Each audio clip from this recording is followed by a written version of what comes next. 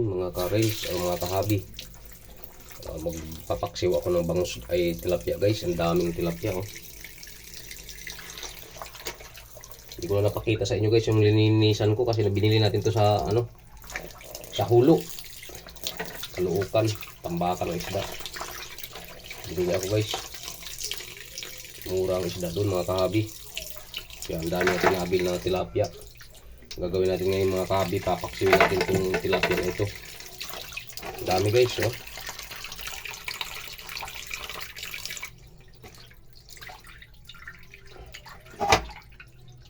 Bili mo sa halagang 120 lang yan.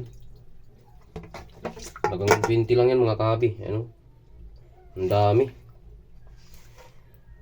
Lugi ka pa ba sa 120 mo dyan? Ang dami niya no. Ilang heads to? Isa, dalawa, tatlo, apat, anim. Prepare muna natin mga kahabi. Papaksiwin natin to. Good morning sa inyo lahat guys. Yan na guys, okay na siya guys. Pinaliguan natin ng mga ricado, luya at saka bawang, sibuyas. Ngayon naman maka-add tayo guys ng siyempre yung bitsin natin, hindi mawawala yan. Kasi lang konti lang. Ubus natin tong kunting to. Paksiw ang gagawin natin guys. Ang dami yung mga kahabi oh. Halos mamuno-muno yung ko, talyasi. Malaki yung kawali na to guys.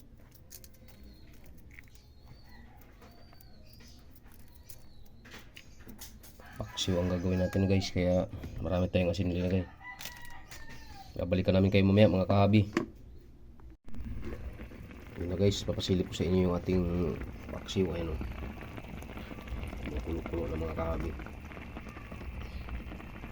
Hindi pa siya luto guys, kumulo pa lang. Pinasilip ko lang sa inyo guys kung ano ang resulta ng ating paksiw.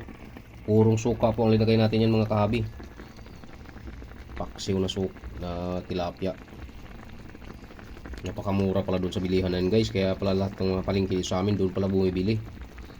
Ngayon nalalaman na, matuklasan na ni kahabi kung saan bilihan ng murang tilapia. Galing din to guys sa Batangas. 120 lang po ang bili natin dito. Napakadami na, ayun. Yung kawali natin ang laki niyan pero halos nangalahati na. Good morning, good morning. Takpan muna natin mga kahabi para makulo, mabilis maluto. Ayan na guys, sarap na mga kahabi. Kita nyo naman yan. Malapit na maluto guys.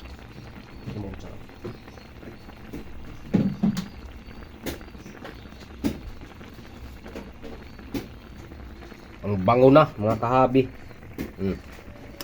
Ngayon titimusan natin mga kahabi. O titikman.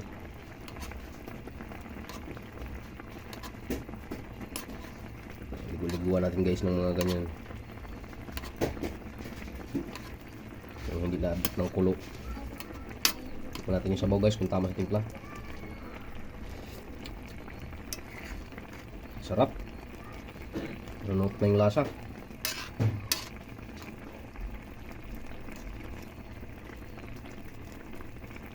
Babalikan namin kayo mamaya guys kung talagang saktong luto na to ang ating paksiw na tilapia. Ano guys, luto na. Ano po? Ang sarap ng ating paksiw na tilapia mga kahabi oh. Purong isda lang yan guys, walang halo yung mga damo-damo o anong mga talong-talong dyan. Tilapia lang talaga to, puro. Sarap mga kahabi. Ito na siya guys, kakain na tayo. Nakakadahin pong ricado sa ilalim yan oh. Nakapatong sa ricado dyan guys. Maraming luya. Natural na natural yung paksiw natin mga kahabi. Purong isda. Walang talong, walang okra. Purong isda talaga. Okay, maraming salamat. Dito natatapusin yung aking video. Huwag kayong magsawa sa aking munting channel, Ramil Aplicador Vlogs. At huwag niyong kalimutang pindutin ang notification bell sa bandang kanan ng ating video mga kahabi, para updated ba tayo sa mga panibago nating video mga guys. Maraming salamat and bye-bye.